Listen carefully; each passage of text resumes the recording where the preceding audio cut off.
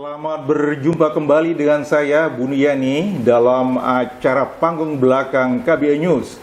Kali ini kita akan membicarakan mengenai peluang dan tantangan politik luar negeri Indonesia selama Presiden Prabowo Subianto menjalankan pemerintahan. Hadir bersama kita seperti biasa, ini Pak PLE Priyatna, yaitu seorang diplomat senior yang tidak perlu lagi saya perkenalkan karena beliau sudah melanglang buana ke banyak negara untuk mengabdi kepada negara kita. Pak Priyatna, apa kabar? Baik, selamat sore Pak. Kembali, ya? Assalamualaikum warahmatullahi wabarakatuh. Waalaikumsalam warahmatullahi wabarakatuh. Jadi Pak Priyatna, ini bisa berikan kita dan penonton KBR News ini perspektif mengenai peluang dan tantangan politik luar negeri kita. Baik. Dalam jangka pendek saja untuk setahun ke depan inilah ya. Ini kan kita mempunyai pemerintahan baru yaitu Pak Prabowo. Silakan Pak. Ya, terima kasih.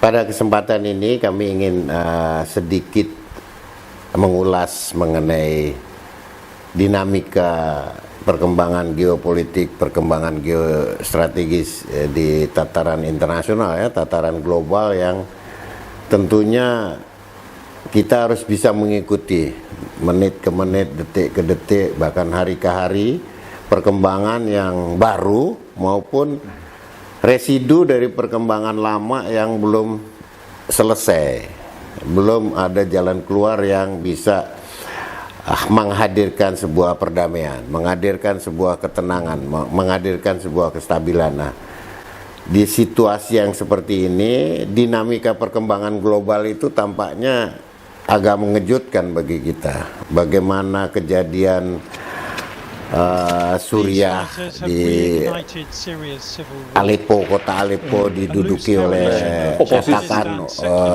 katakanlah itu kelompok pembangkang yang ingin menguasai maupun menguasai dan ingin menumbangkan Bashar al-Assad, ya.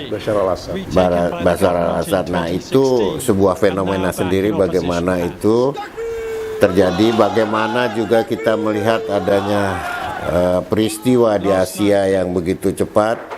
Contoh adalah undang-undang darurat militer di Korea Selatan oleh Presiden Yoon Suk Yeol itu yang mengejutkan itu. Sementara di sisi lain, di belahan lain ada Perancis yang juga mengalami krisis politik. Macron di mosi tidak percaya dan Perdana Menteri Michel Barnier itu harus mundur gitu, digantikan oleh orang lain. Sementara kita Januari ini juga akan melihat Trump muncul.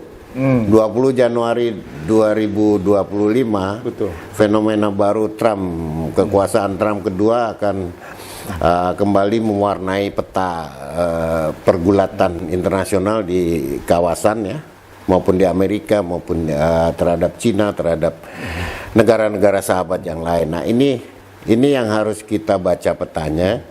Banyak juga hal-hal yang menarik yang kita bisa lihat, ya. Contohnya kalau saya berpegang pada konflik itu, berpegang pada ACLED, Armed Conflict Location Event Data, itu ada 4 kategori konflik itu.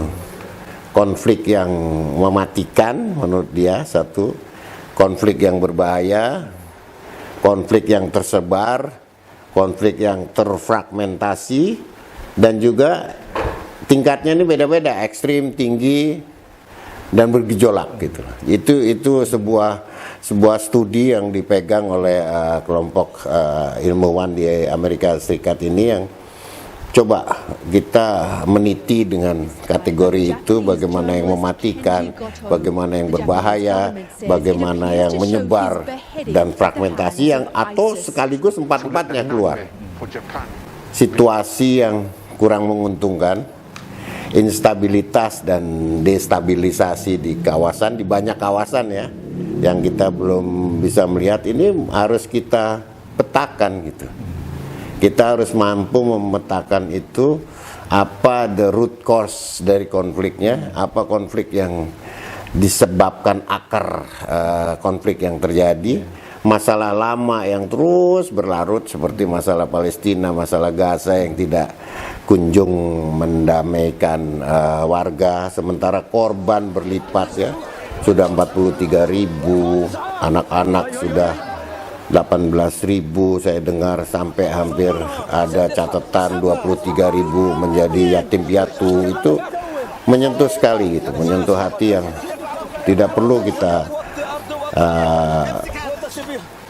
menepuk dada sebagai orang beragama. Itu bangsa apapun tentunya akan terketuk hati nuraninya bila kita menyaksikan penderitaan di Gaza, penderitaan di Libanon, penderitaan di Yaman ataupun juga di berkaitan dengan konflik-konflik di situ. Nah, peta ini juga nanti ramifikasi dengan tekanan ekonomi politik. Bagaimana supply chain itu, rantai supply makanan, bahan makan, pakan, lalu distribusi air yang jadi masalah, bagaimana juga sumber daya dikelolanya, bagaimana logam dan bahan-bahan mentah lainnya yang sangat nantinya menjadi sangat strategis. Rare earth, tanah jarang, tanah langka itu ya dimiliki sebagian besar oleh Cina, atau Indonesia juga udah masuk ada 28 komoditi yang strategis dalam konteks hilirisasi itu, sampai dari saya baru baca kemarin ya 1 sampai 28 kita sudah punya itu yang akan menjadi perhatian utama gitu. Nah, ini semua kan nanti diramu nih. Nah, dapur itu harus mampu meramu ini gitu. The kitchen cabinet itu harus bisa mengolah ramuan permasalahan yang timbul dari luar negeri, singgungannya seperti apa. Kalau peluang itu peluang yang seperti apa yang harus kita bisa manfaatkan itu. Salah satu itu yang sekarang menjadi peluang segitu besar dengan kondisi yang sedang terjadi itu, ya kita harus menyiapkan dapur istilahnya, dapur yang mampu memasak. Ingredientsnya itu, bahan-bahannya itu ada semua.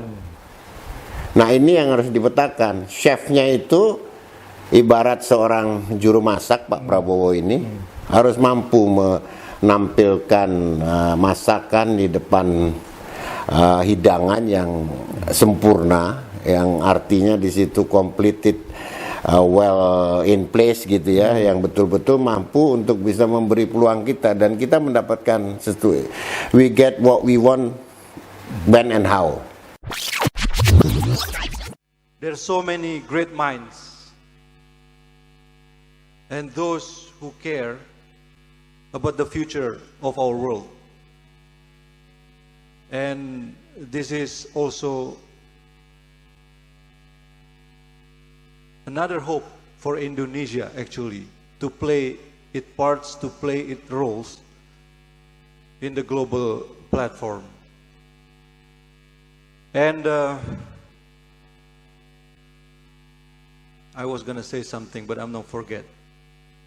Because tell you frankly, I'm a bit nervous.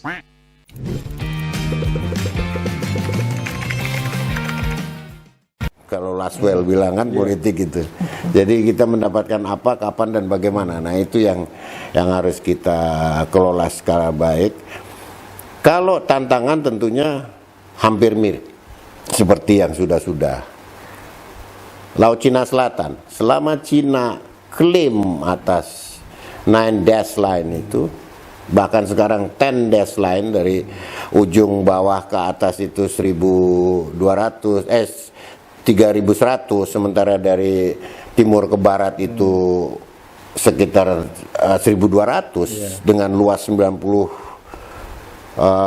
mil, 900 hampir 900 km itu dikuasai seolah-olah menjadi miliknya Cina dengan klaim itu.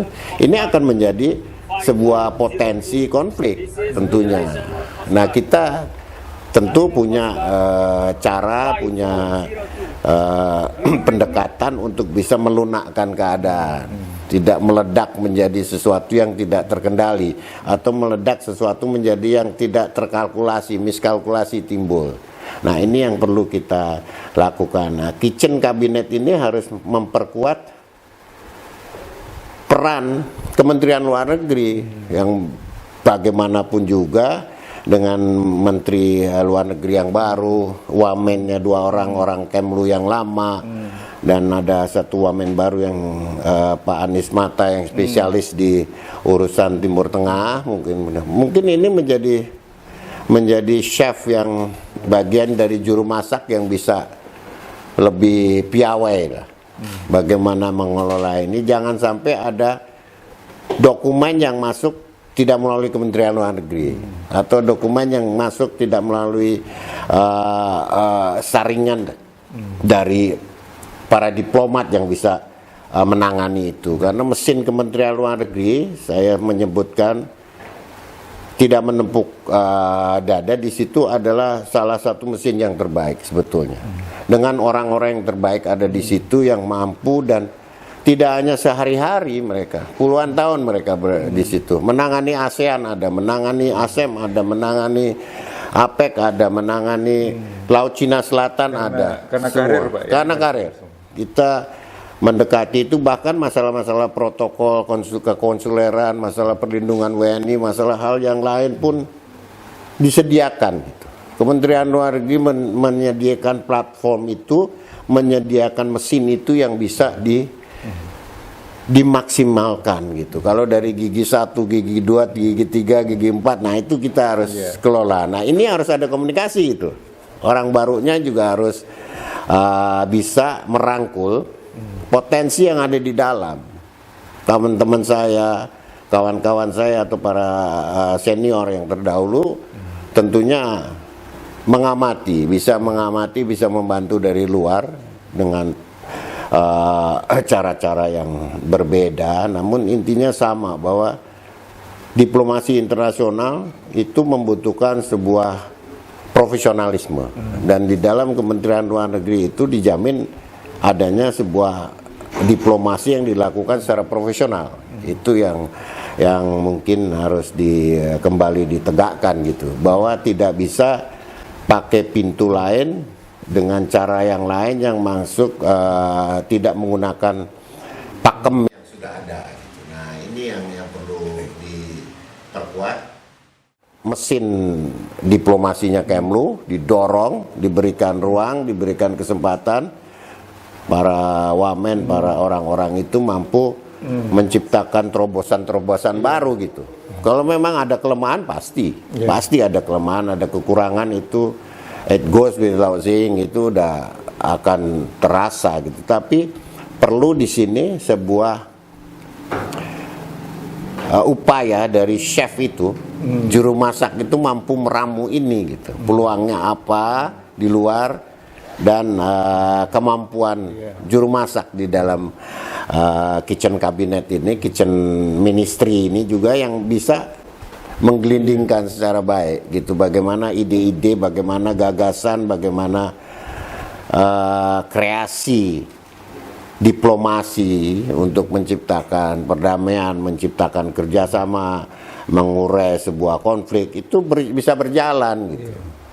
Jadi kalau Pak Priyatna melihatnya bagaimana sekarang untuk personel, apa sudah cukup atau bagaimana yang sekarang ini membantu Presiden Prabowo dari Kementerian Luar Negeri? Iya, saya hanya mengucap apresiasi aja dengan pilihan beliau terhadap itu, namun juga harus disadari betul bahwa Menteri Luar Negeri ini dalam posisi yang baru, masuk ke dalam rumah, masuk ke dalam gerbong yang keretanya sudah berjalan. Keretanya ini sudah berjalan 70 tahun gitu. Dengan satu pakem, dengan satu pendekatan, ada sisa, ada residu, ada terobosan, ada hal-hal lain yang bisa dipetakan gitu loh. Nah, ini yang harusnya diperkuat gitu. Diperkuat peta diplomasi kita, dipetakan betul. apakah kita masih mau pakai cara lama concentric circle, lingkar konsentris, jadi dari yang dekat ASEAN, terus keluar Pasifik, terus keluar lagi menjadi lebih besar itu, atau sekaligus simultaneously gitu kita menggunakan approach yang sama dengan lingkar konsentris ini, melakukan juga lompatan-lompatan keluar yang baik, yang belum pernah dilakukan maupun yang mengulangi kesuksesan yang pernah dilakukan gitu loh. Jadi diplomasi itu harus dikreasi, gagasan itu harus disodorkan setiap kali karena dinamikanya berubah setiap saat. Dinamika berubah, keadaan berubah dan harus disesuaikan. Nah, itu butuh terobosan. Sekarang kalau ada satu menteri luar negeri dengan 3 wakil menteri luar negeri, itu dalam sejarah Kemlu baru yang pertama kan. Nah, ini tentunya harusnya menjadi butir yang memperkuat performa ya, mesinnya ini bisa menjangkau yang tidak terjangkau pada sebelumnya gitu, bukan sebaliknya mengikis yang sudah terjangkau dan memperkecil yang terjangkau gitu loh. Jadi harus membesarkan yang kecil dan jangan mengecilkan yang sudah besar gitu. Nah, itu yang perlu dilakukan, keberanian itu. Saya rasa Pak Prabowo akan memberikan ruang untuk para diplomat di sini berkarya, menciptakan kreasi, gagasan, dan mewujudkan gagasan itu bukan hal yang mudah gitu. Pada saat mewujudkan gagasan, nah disitulah diplomasi itu berjalan.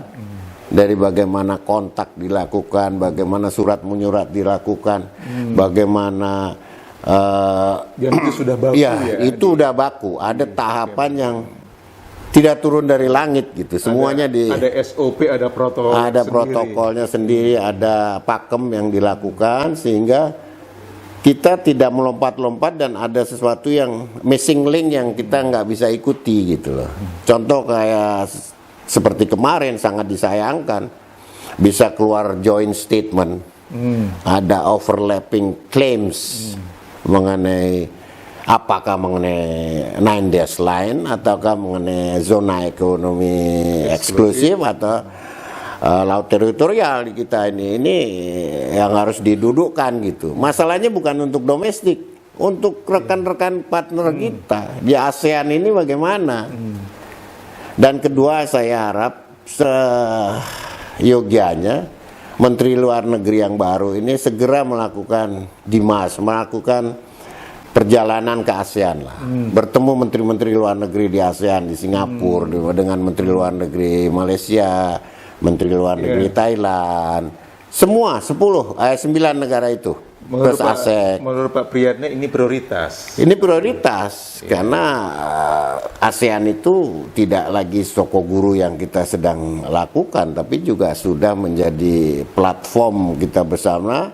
Indonesia besar dalam ASEAN dan kita membesarkan ASEAN gitu loh. Jadi sebuah kekuatan yang harusnya dimanfaatkan. Nah, ini Menteri Luar Negeri yang baru Pak Sugiono saya rasa seharusnya sudah menjadwalkan gitu. Bagaimana kontak dengan satu-satu, sementara kasus tidak hanya bicara mengenai kasus Myanmar ya, atau bicara kasus, saya dengar yang terakhir itu ada surat penangkapan untuk Aung Min itu Jenderal Bintang 4 junta militer di Myanmar. Nah, kan tidak hanya kasus, ASEAN tuh banyak, dari people to people, dari business to business, dari G to G, government to government, yang semuanya dikelola gitu. Semua isu sudah ada di ASEAN itu. Bahkan kita sudah merangkul dari lebih besar dalam kerjasama dengan negara-negara besar. Semua udah diciptakan dan kita menciptakan di situ dari awal. Bali Concord, katakanlah dari yang KTT sebelumnya 93 lalu 2011 itu semua udah ada.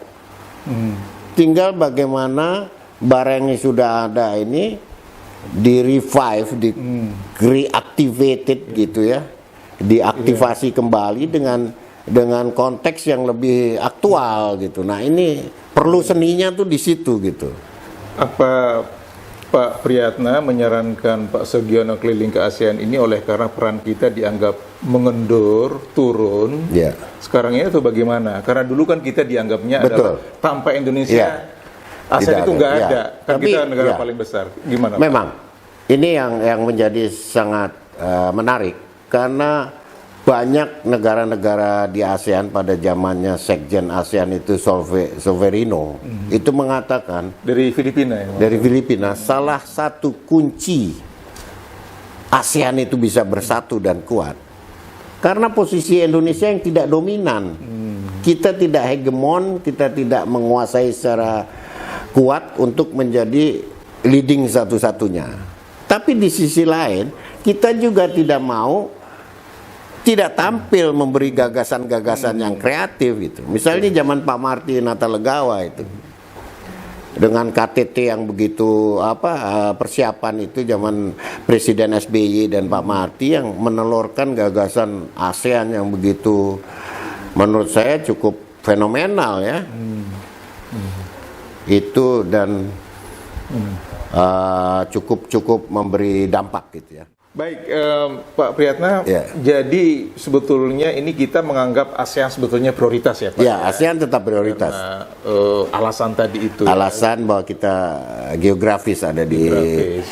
Asia Tenggara dan kita menjadi pendiri pada awalnya dan menciptakan banyak yang sudah dirasakan selama 30 tahun sampai 50 tahun bahkan. Itu adalah kestabilan dan perdamaian di ASEAN yang tidak ini privilege loh, ini kemewahan kalau menurut saya, kemewahan yang tidak dirasakan di wilayah lain. Kita nggak punya perang, kita tidak ada perangan antar negara yang secara terbuka frontal mengganggu aktivitas. Orang harus mengungsi, orang tidak bisa sekolah, orang tidak bisa bekerja, tidak bisa berbisnis.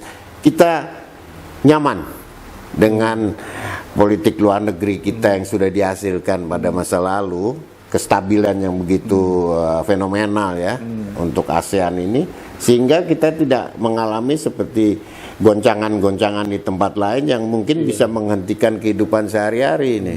Nah ini yang harus kita jaga betul dan kita harus menciptakan itu yang secara real terasa kepada publik. Bagaimana sekarang misalnya meningkat menjadi kesejahteraan, kemakmuran ini harus dirasakan gitu. Apa kira-kira Pak Priyatna, kira-kira masukan lah ya, seandainya kita mau ngasih masukan ke pemerintahan ya, kira-kira target kalau untuk di ASEAN ya, target ekonomi, politik, kebudayaan atau apa kira-kira yang bisa kita, ya setahun inilah kira-kira yang mana yang prioritas. Jadi yang harus digeber istilah saya, yang harus ditingkatkan itu kesejahteraan rakyat di mana-mana, di Kamboja, di Thailand, di Myanmar, di mana lagi di Brunei atau Malaysia yang relatif baik, Indonesia, Singapura kan tetap bahwa tuntutan terhadap better life itu kehidupan yang lebih baik, kehidupan ekonomi yang lebih baik, kehidupan kesehatan yang lebih baik, pendidikan yang lebih baik menjadi tidak terelakkan lagi ke depannya kalau kita mau maju gitu loh. Jadi inilah tugas kita, harus bisa membawa ASEAN ini menyatu dalam bahasa bersama, melahirkan sebuah kemakmuran bersama gitu yang selama ini gapnya itu masih terasa. Bagaimana Singapura yang lebih makmur secara ekonomi dengan penduduk yang kecil, sementara kita juga melihat keadaan yang tidak seperti itu gitu loh. Jadi butuh tekad bulat, butuh bahwa yang dikejar itu kalau persatuan sudah didapat, konsensus sudah didapat, ya cobalah.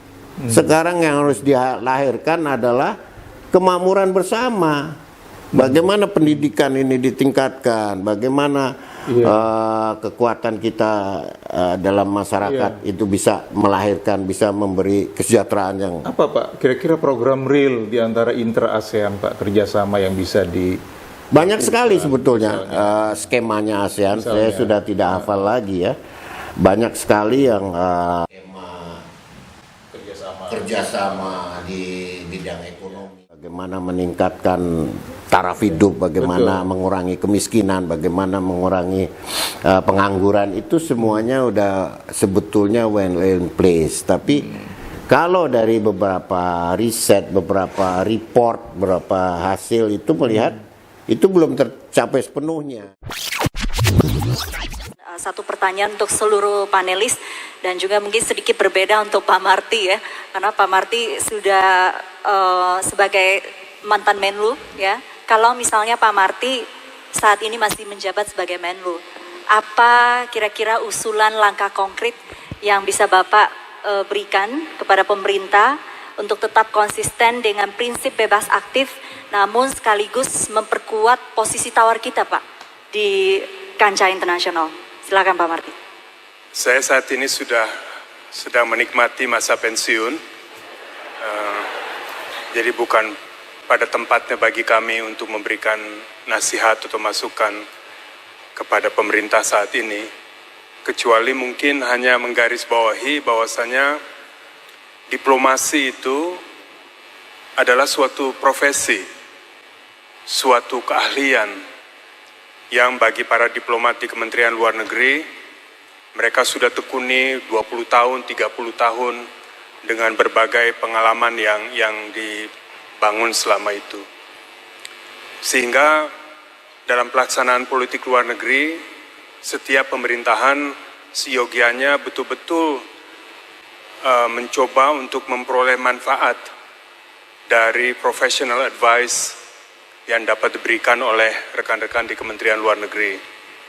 Karena merekalah yang hari demi hari terus-menerus memiliki institutional memory, institutional knowledge, kemampuan untuk membaca ruangan, dinamika suatu perundingan untuk bisa mengamankan politik luar negeri Indonesia. Tadi disampaikan berbagai forum yang kita akan gabung atau tidak gabung, tekad dan niat Indonesia ke depannya. Memang diperlukan presisi, laser sharp definition of our national interest. Kepentingan kita itu apa? Dan kita perjuangkan secara sistematik, terus-menerus. Dan dalam kaitan ini sekali lagi, kalau mohon maaf karena kami datangnya memang dari Kementerian Luar Negeri, saya ingin speak on behalf of the professional diplomats. Make them work for you. Manfaatkan keahliannya, pengalamannya, dan seterusnya. Kalau tidak, memang the world is a very tough situasi yang sangat tough. Kalau kita tidak menggunakan semua kemampuan yang kita miliki, maka akan sulit. Misalnya dengan joint statement yang telah dicapai antara Indonesia dengan Tiongkok baru-baru ini. Meskipun kami secara pribadi tentu tidak mengetahui apa yang menjadi latar belakang dan pertimbangan di belakangnya. Banyak pertanyaan yang timbul di benak kami kalau kita berbicara tentang joint development di areas of overlapping claims antara Tiongkok dengan Amerika dengan Indonesia. Pertanyaan yang timbul adalah di mana overlapping claims-nya itu? Karena dalam pihak Tiongkok hingga saat ini tidak pernah memberikan koordinat dari 9 dash lines-nya itu. Tidak pernah ada koordinatnya. Bagaimana kita bisa mengetahui di mana overlapping claims-nya? Undang-undang kita sendiri, Undang-Undang Nomor 48 Tahun 2008 mengenai wilayah negara Indonesia menyebut secara gamblang negara-negara di mana kita menjadi tetangga. Ada 10 negara. Tiongkok bukan salah satu negara itu. Jadi bagaimana kita bisa memiliki overlapping claims dengan suatu negara yang dalam undang-undang tahun 2008 nomor 43 secara gamblang tidak disebut Tiongkok sebagai tetangga kita. pertanyaannya adalah joint statement ini kan merupakan seharusnya hasil dari pembahasan semua stakeholders, para ahli kita semua. Itu hanya contoh. Kalau saya tidak ada jawaban, saya hanya ada pertanyaan. Tapi mudah-mudahan dalam setiap tahap, setiap permasalahan, gunakan, manfaatkan, deploy, employ, empower para diplomat kita. Karena mereka lah yang memang bekerja untuk itu. That's what they are paid for. That's why they are civil servants dan diplomat Indonesia. Gunakan mereka.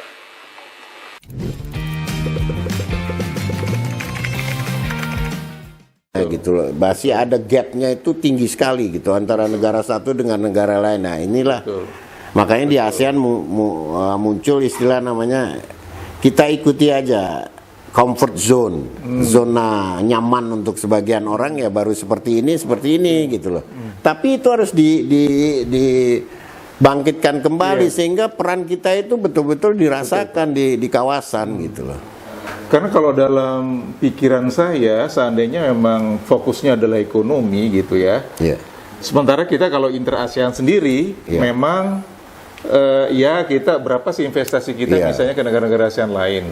Sedikit lah.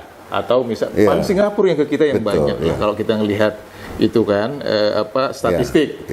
Nah, yang kebanyakan itu justru orang luar, Cina, Amerika, ke kawasan yang banyak investasinya. Makanya saya agak sedikit belum ada clue kira-kira seandainya intra-ASEAN partnerships in economic affairs gitu kan, bagaimana skema kemudian apa yang bisa dilakukan itu Pak Priyatna? Ya, jadi memang semua negara ini di ASEAN ini menghadapi sebuah kenyataan faktual yang tidak bisa ditepis